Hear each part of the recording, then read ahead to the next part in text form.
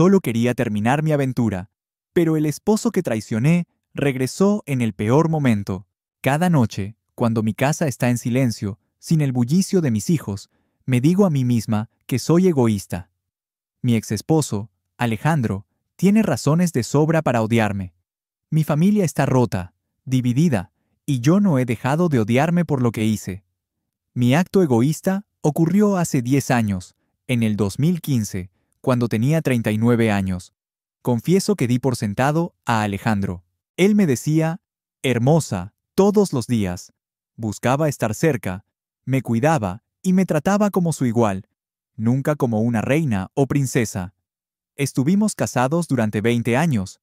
Éramos novios desde el instituto, el primer y único amor del otro. Mi familia lo adoraba, y él siempre estuvo ahí para apoyar a mi hermano Mateo en sus peores momentos. Alejandro era el hombre al que todos recurrían cuando necesitaban ayuda, un hombre bueno de verdad. Con los años, le di 2 hijos fuertes, Luis de 18 años y Diego de 16, y unas gemelas, Sofía y Camila, de 13. Subí de peso después de los embarazos y me sentía insegura, pero Alejandro siempre me decía que era hermosa. Rara vez discutíamos, pero cuando lo hacíamos, casi siempre era por la intimidad, porque no siempre estaba de humor. Cuando cumplí 39, mi fiesta de cumpleaños mostró una nueva versión de mí. Después de un año en el gimnasio, haciendo yoga y pilates, pasé de 81 kilos a 61 kilos. Una transformación increíble para alguien que siempre se sintió la gordita. Alejandro también se unió al gimnasio, aunque no con tanta constancia. Bajó de 118 kilos a 102, moldeando su cuerpo. A pesar de sus muestras de cariño, yo seguía sin estar en el momento adecuado para la intimidad. Intentamos cenas románticas, salir a bailar salsa, paseos por el malecón de Miami, y él siempre ayudaba en casa. Me miraba con deseo, incluso después de 20 años juntos. Cualquier mujer habría dado todo por eso, pero yo, mentalmente, no estaba ahí. Pensé que era una menopausia precoz. Teníamos intimidad 2 o 3 veces al mes, y yo siempre estaba distante, mientras él quería más. Probamos terapia de pareja, pero entonces mi egoísmo tomó el control. Un nuevo gerente en mi oficina, Javier, mostró interés en mí pocos días después de mi cumpleaños. Era un poco más joven, atractivo, y por alguna razón se fijó en mí. Al principio, lo ignoré. Luego, pasamos de ignorarnos a charlas casuales, hasta que él comenzó a coquetear. Le mostré mi anillo, pero después de 2 meses de insistencia, cedí y empecé a coquetear también. Le conté sobre mi vida, y pronto me descubrí pensando en él más de lo que debería. Ahora sé que fue una infidelidad emocional, pero en ese momento me sentía viva, como en una nube. Alejandro notó algo raro. Tuvimos una discusión fuerte, una que, si soy honesta, empezó porque él intentó besarme y yo hice una mueca de disgusto. No era por él, estaba pensando en Javier y me sentía asqueada por todo, o eso me digo a mí misma. Una semana después, le pedí a Javier que nos encontráramos en una cafetería en Coral Gables para hablar. Mi intención era decirle que me dejara en paz, que no podía seguir con esto. Pero antes de que pudiera decir algo, él me besó, y mi mente se quedó en blanco. Ese fue el comienzo de una aventura de 6 meses. Durante ese tiempo, hice con Javier cosas que Alejandro siempre quiso. Estaba más dispuesta, siempre con ganas, porque era algo nuevo, emocionante. Aunque seguíamos teniendo intimidad con Alejandro, era menos frecuente, y empecé a alejarlo. Criticaba sus pequeños hábitos, lo menospreciaba. Me avergüenzo de cómo lo traté. Solo me di cuenta de lo que estaba haciendo cuando mi hermano Mateo vino de visita y me dijo que Alejandro le había confesado que se sentía deprimido, que pensaba en separarse. Sentía que yo ya no lo amaba, y él mismo estaba perdiendo el amor por mí. Eso me hizo reaccionar. Terminé la aventura de inmediato. Renuncié a mi trabajo y me juré que haría que Alejandro se sintiera amado y deseado. Estaba decidida a ser una mejor esposa. Pero entonces, Javier apareció en mi casa con una caja de mi antigua oficina, con cosas que había pedido que me enviaran. Hablamos, Quiso saber qué pasó, y le dije que necesitaba salvar mi matrimonio. Le pedí que se fuera, pero él insistió en un último encuentro, y como una tonta, acepté. Terminamos en la habitación de invitados. No sé cuánto tiempo pasó, pero de repente, Javier dio un salto, hubo un estruendo, y Alejandro estaba en la puerta. Javier estaba en el suelo, y había un agujero enorme en la pared. Intenté decir algo, pero los ojos de Alejandro estaban rojos, con lágrimas corriendo por su rostro, sus labios temblando. Estaba destrozado, y yo me sentía asqueada conmigo misma. Vi cómo Javier se levantaba e intentaba irse. Alejandro lo miró, y Javier le dijo que se apartara si sabía lo que le convenía. Entonces, Alejandro lo atacó. Grité, lloré, le pedí que parara. En mi desesperación, me lancé sobre su espalda y terminé estrellándome contra el suelo. Todo se volvió borroso. Las palabras sonaban apagadas. Cuando recuperé el sentido, Alejandro tenía a Javier inmovilizado, hablando por teléfono. Solo pude mirar el rostro hinchado de Javier, la sangre y los dientes en el suelo a su lado.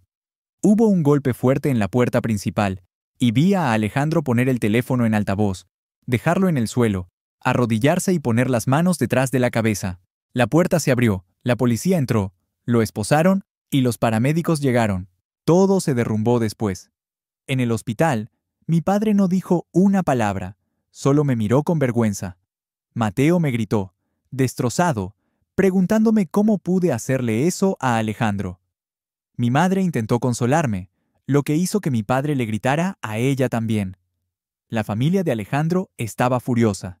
Sus hermanas me amenazaron, y sus padres parecían querer borrarme del mapa. Me acerqué a mis hijos, pero se negaron a hablarme. Luis y Diego ni siquiera podían mirarme. Javier quedó gravemente herido. Necesitó cirugía reconstructiva en el rostro. Alejandro prácticamente le destrozó la cara. En el hospital, una mujer entró a mi habitación y me atacó. Mateo la apartó, y resultó ser la esposa de Javier. No sabía que estaba casado. Nunca usaba anillo, ni lo mencionó. Eso me hizo sentir aún peor. En el juicio, mis hijos se quedaron con los abuelos paternos. Sofía y Camila se negaban a hablarme, y Alejandro no quería verme. Intenté visitarlo en la cárcel del condado, pero me lo negaron. Mateo se aseguró de que lo trasladaran al centro correccional donde él trabajaba para vigilarlo. Cuando le pedí que le diera un mensaje de mi parte, me mandó al diablo. Durante el juicio, fue la primera vez en 3 meses que lo vi. Me miró con tanto odio que dolió más que cualquier cosa que pudiera imaginar. Siempre me había mirado con amor, incluso cuando discutíamos, pero en ese juicio solo había desprecio. Tuve que excusarme para ir a llorar al baño. A medida que pasaban los días, me obligaron a relatar mi aventura en detalle frente a todos. Cuando dije cuánto tiempo duró, Alejandro pareció derrumbarse, y mi padre se levantó y salió de la sala.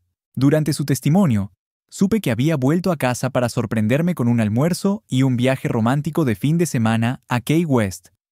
Había planeado todo, solo para encontrarme con Javier. Reaccionó, y cuando Javier le ordenó que se apartara, perdió el control y lo golpeó, deteniéndose solo cuando me tiré sobre él.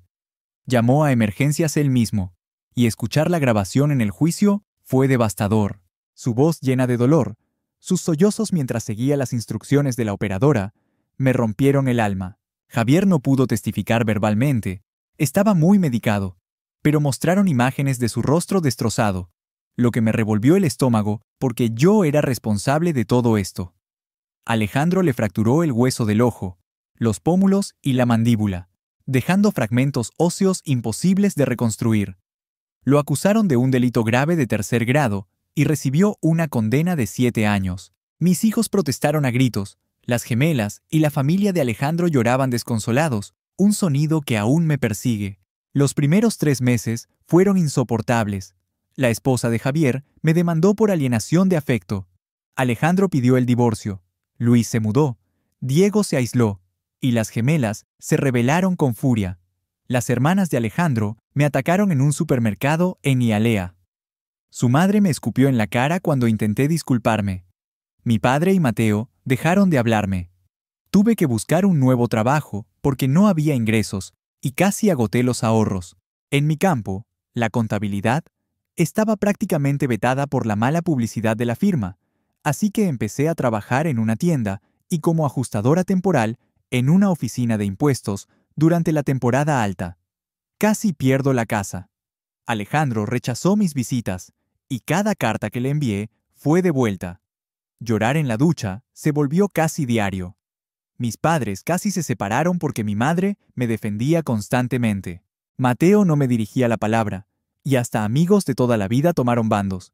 Llegué a contemplar desaparecer, recoger mis cosas y esfumarme. La culpa era abrumadora.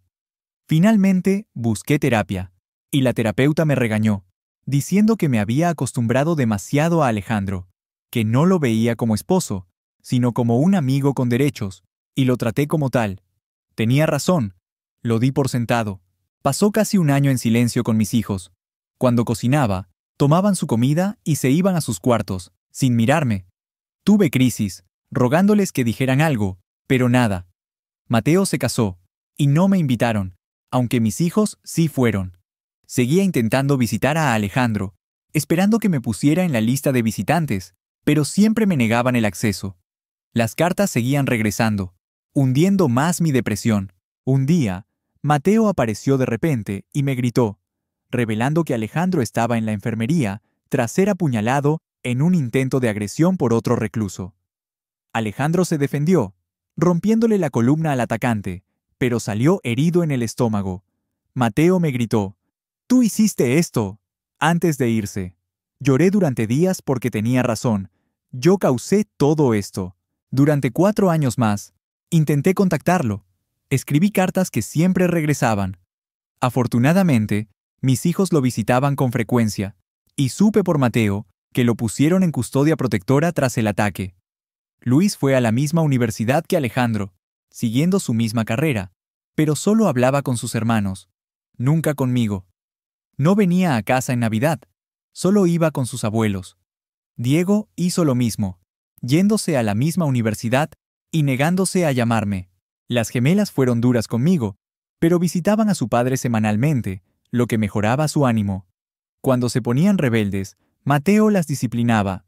En mayo de este año, 2025, mis hijos parecían felices. Diego volvió a casa. No sabía por qué, y no me importaba. Solo quería tenerlos cerca. Durante 4 meses, hice todo lo posible por disculparme. La mayoría del tiempo me ignoraban, pero poco a poco empezaron a hablarme, trayendo alegría a mi vida. Supe que Luis llevaba 1 año saliendo con alguien, que Diego estaba en el equipo de atletismo de la universidad y hasta Sofía y Camila comenzaron a abrirse conmigo. Eso intensificó mi odio hacia mí misma por lo que les hice. Verlos sonreír, bromear y compartir la cena juntos me hizo extrañar esos momentos profundamente. A finales de agosto, estaba emocionada por el primer día de las gemelas en su último año de secundaria, que coincidía con su 18º cumpleaños.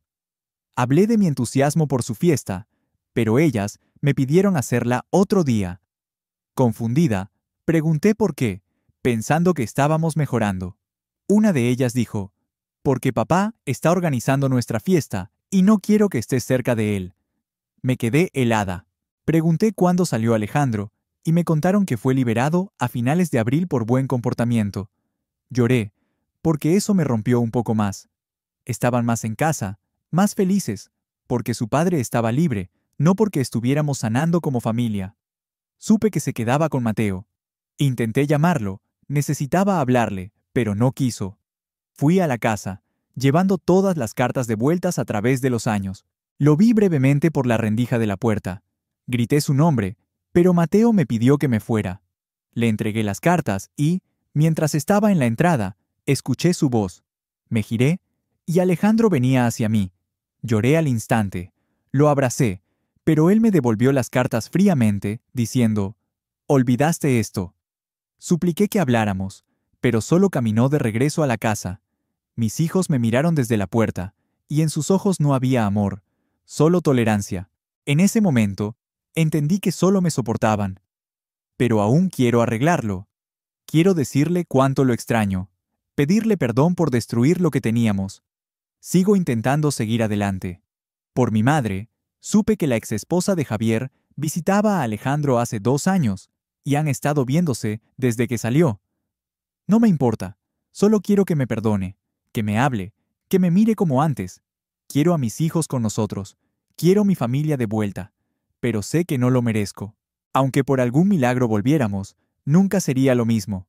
Fui egoísta y daría todo por retroceder el tiempo. Segunda historia. La voz de Luis. Hago todo lo posible por mantener mi pasado en secreto.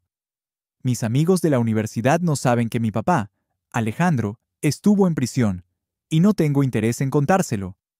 Pero hace poco, mientras caminaba por el campus en Miami, escuché a unos chicos hablando sobre una publicación que me trajo una avalancha de emociones que he intentado enterrar.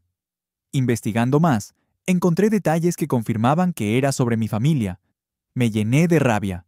Llamé a mi mamá, Valeria, y su reacción emocional desató una discusión.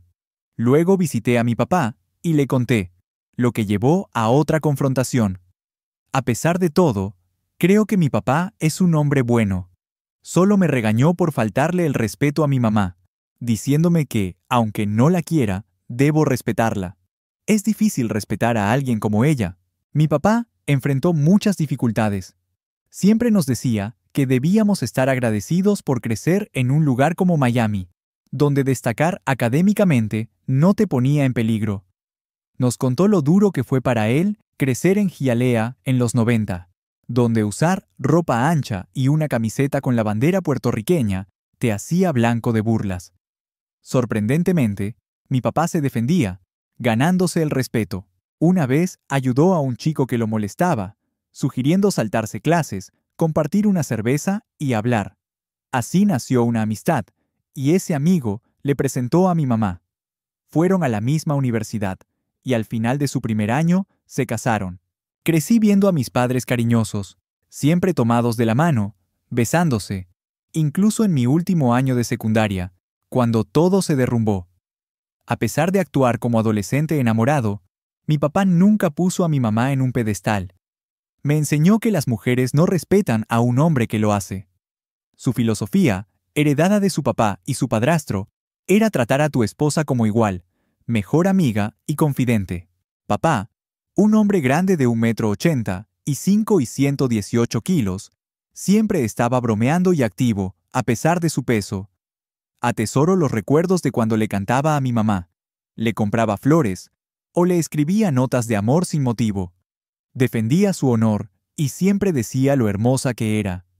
Mi papá me mostró cómo debe ser un hombre para una mujer, un amigo, un esposo. Antes de la aventura, mi mamá amaba a mi papá, y él era su soporte. Aunque tenían un matrimonio ideal, ella lo arruinó. Recuerdo esos meses cuando lo trataba mal, y él se defendía, pero se contenía. A pesar de su educación universitaria y su carrera exitosa como asesor financiero, mi papá podía pasar de 0 a firme en segundos. Mi abuela decía que era como su padre, amable, respetable, pero dispuesto a defenderse con fuerza. Lo intentó todo: flores, cenas, bailar salsa, pero mi mamá estaba en su mundo, tratándolo mal. Todos lo vimos, especialmente cómo afectó a Diego y a las gemelas. Aún así, mi papá sonreía y nos aseguraba que lo resolverían. Creía que era estrés del trabajo, sobre todo cuando ella renunció, pero luego lo arrestaron. Mamá, ¿sabes la vergüenza que sentimos cuando toda la escuela hablaba de eso? Arrestaron a papá porque tú lo engañaste. No podía ni mirarte, así que me fui a casa de la abuela. Verte me daba asco. Cuando visité a papá, él no podía mirarme, avergonzado, diciendo que falló como esposo y como hombre. Le dije que no, pero él insistió, porque un hombre responsable piensa en las consecuencias antes de actuar. Como esposo, sentía que falló porque su esposa lo traicionó. Le rogué que me mirara, pero no lo hizo. Y luego tuviste el descaro de pedirnos perdón. Por primera vez en mi vida, quise hacerte daño. Todos estábamos sufriendo, y tú buscabas absolución. Sentarme en ese juicio, escuchar la llamada a emergencias, fue lo peor de mi vida.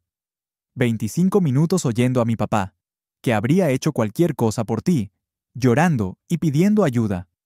Repetía que el amor de su vida Lo engañó, y eso dolía más que nada.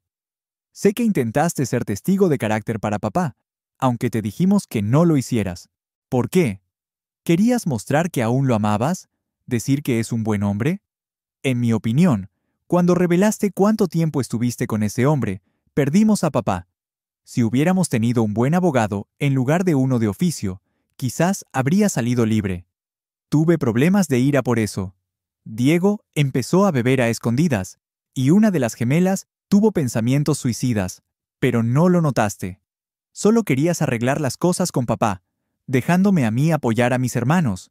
Te odiaba, y de alguna forma aún lo hago. En la universidad, no quería saber de ti. Como papá, tuve que ser un padre para mis hermanos. Trabajaba a tiempo completo, estudiaba y te enviaba dinero para las cuentas.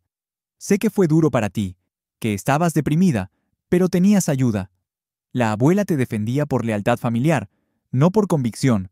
Al menos eso creen las gemelas. Cuando apuñalaron a papá, casi colapsé. Lo había visto ese día, bromeando sobre su plan de cuerpo carcelario.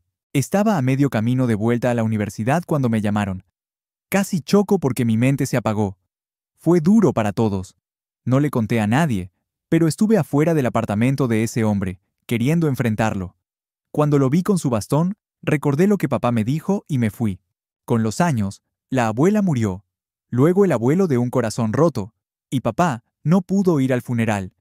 ¿Sabías que sus hermanas se casaron en la sala de espera de la cárcel para que él las entregara? El daño que causaste es inmenso. No ayudaba que siguieras pidiéndonos perdón, una y otra vez, sin darnos espacio para sanar. Solo querías sentirte mejor. No te importábamos. Sí, en los últimos años lo intentaste, pero no cuando más importaba.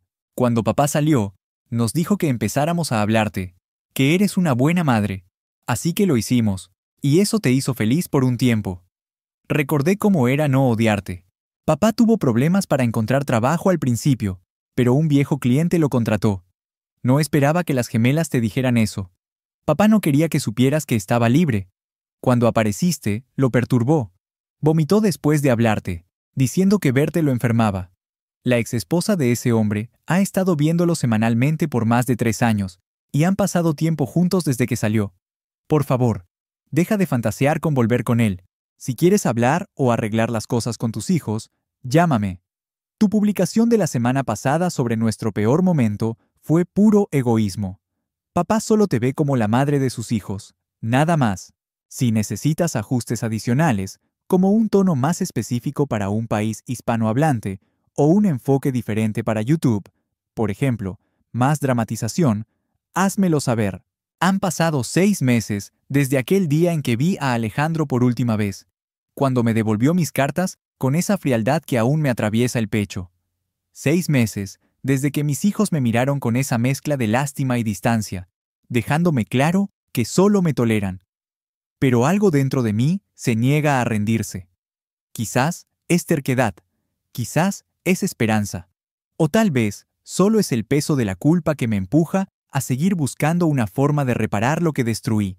Mi vida en Miami sigue siendo una rutina de supervivencia. Trabajo en la tienda de ropa en Dadeland Mall de 9 de la mañana a 6 de la tarde, y los fines de semana ayudo en una oficina de impuestos, ajustando declaraciones para familias que, como yo, intentan mantenerse a flote. Cada noche, al volver a mi casa vacía, me siento frente a la mesa del comedor, miro las fotos de Luis, Diego, Sofía y Camila cuando eran pequeños, y me pregunto si alguna vez podré recuperar un pedazo de lo que éramos. Hace 3 meses, tomé una decisión. No podía seguir llorando en la ducha, esperando un milagro. Encontré una nueva terapeuta, la doctora Isabel, una mujer cubana de unos 60 años, con una voz firme pero cálida que me recuerda a mi abuela. En nuestra primera sesión, me dijo algo que no esperaba. Valeria, no puedes cambiar el pasado, pero sí puedes decidir quién quieres ser hoy. No se trata de que te perdonen, se trata de que tú te perdones primero. Sus palabras me golpearon como un relámpago. ¿Perdonarme? ¿Cómo? Si cada día siento que cargo una cruz más pesada. Pero ella insistió en que el perdón propio no significa olvidar, sino aceptar lo que hice y trabajar para ser mejor, no solo por Alejandro o mis hijos, sino por mí misma. Empecé a escribir un diario, no para enviarle cartas a Alejandro que nunca leería, sino para ordenar mis pensamientos. En esas páginas, confesé todo. El vacío que sentí a los 39 años, la emoción egoísta de la aventura con Javier, el dolor de ver a Alejandro esposado, la vergüenza de enfrentar a mis hijos. Pero también escribí sobre los pequeños momentos que me daban esperanza, como cuando Camila, una noche, se quedó en la sala viendo una telenovela conmigo y rió suavemente al hacer un comentario sobre la protagonista. O cuando Diego, al pasar por la cocina, tomó un tamal que había preparado y dijo, casi susurrando, «Sabe como los de antes». Eran migajas, pero para mí eran tesoros. Un día, mientras ordenaba el garaje, encontré una caja vieja con recuerdos de nuestra vida antes del desastre. Había fotos de nuestra boda en una pequeña iglesia en Little Havana, con Alejandro sonriendo como si el mundo entero le perteneciera. También encontré un dibujo que Sofía hizo cuando tenía 5 años, una familia de palitos con las palabras «Mami, papi, nosotros, siempre». Lloré tanto que pensé que no podría parar, pero en lugar de guardar la caja, decidí hacer algo diferente. Llevé el dibujo a un marco y lo colgué en la sala, no para castigarme, sino para recordarme que esa familia aún existe, aunque esté rota, y que vale la pena luchar por ella. Mi madre, la única que aún me habla sin juzgarme, me animó a acercarme a la comunidad. «Valeria, tú siempre fuiste buena ayudando a otros. ¿Por qué no lo haces ahora?», me dijo. Así que comencé a ser voluntaria en un centro comunitario en Hialeah, ayudando a madres solteras a preparar sus currículums y a niños con sus tareas. Allí conocí a Rosa, una mujer de 45 años que había perdido a su esposo por una enfermedad y criaba sola a 3 hijos. Rosa me escuchó un día mientras tomábamos café después de una clase de alfabetización. Le conté mi historia, esperando que me juzgara, pero en cambio me tomó de la mano y dijo: «Mija, todos cometemos errores. Lo importante es que no dejes que te definan. Sigues siendo la madre que tus hijos necesitan, aunque no lo vean ahora». Sus palabras me dieron una fuerza que no sabía que tenía. Un sábado por la mañana, mientras estaba en el centro comunitario, recibí una llamada inesperada de Mateo. Mi corazón dio un salto, porque él no me hablaba desde aquel día en que me gritó por lo de Alejandro. Su voz era seria, casi cortante. «Valeria, necesito que vengas a mi casa esta tarde. Es importante». No dio más detalles y colgó. Pasé el resto del día con los nervios a flor de piel, imaginando lo peor. ¿Alejandro estaba enfermo? ¿Algo le pasó a uno de los chicos? Cuando llegué a la casa de Mateo en Kendall, él me abrió la puerta con una expresión que no supe leer. Adentro, para mi sorpresa, estaban Luis, Diego, Sofía y Camila, sentados en la sala. Alejandro no estaba, pero había un silencio pesado, como si todos esperaran algo. Mateo rompió el hielo. «Valeria, los chicos quieren hablar contigo. No estoy aquí para mediar, solo para asegurarme de que esto no termine en gritos. Siéntate». Me senté, temblando, mientras mis hijos me miraban. Luis fue el primero en hablar, con esa voz firme que heredó de su padre. «Mamá, no te odio, pero lo que hiciste nos marcó a todos. Queremos que sepas que no estamos listos para actuar como si nada pasó, pero tampoco queremos seguir ignorándote. Papá nos dijo que debemos intentarlo, por nosotros, no por ti».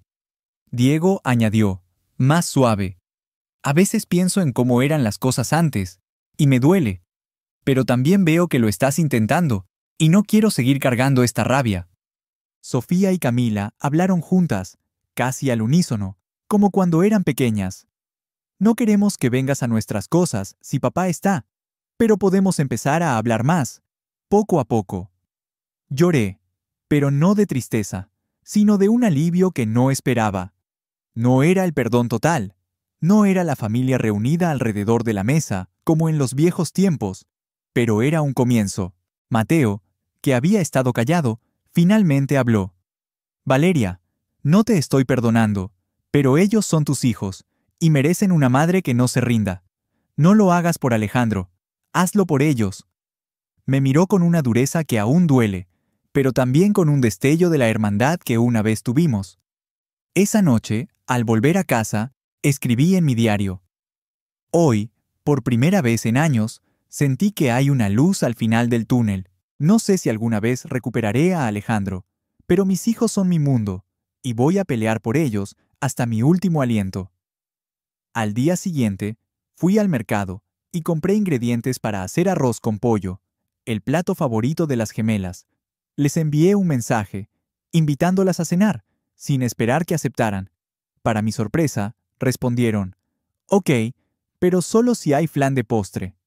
Reí, y por un momento sentí que la Valeria de antes, la que cocinaba para su familia con amor, aún vivía en mí. Mientras escribo estas palabras, sé que el camino es largo. Alejandro sigue siendo un eco lejano, alguien que quizás nunca me mire como antes. Supe por Rosa, que conoce a su nueva amiga, que él está reconstruyendo su vida, trabajando como asesor financiero otra vez y planeando abrir un pequeño negocio en Winewood. Me duele, pero también me alegra, porque él merece ser feliz. En cuanto a mí, sigo en terapia, sigo ayudando en el centro comunitario, y sigo aprendiendo a mirarme al espejo sin desprecio. Mis hijos están abriendo la puerta, aunque sea una rendija, y eso es más de lo que merezco. Tal vez nunca tenga mi familia completa de nuevo, pero mientras haya una oportunidad de ser la madre que ellos necesitan, no me rendiré. Como dijo la doctora Isabel, el amor verdadero no espera nada a cambio, solo da, y eso es lo que haré, dar todo de mí, hasta que no quede nada más que dar.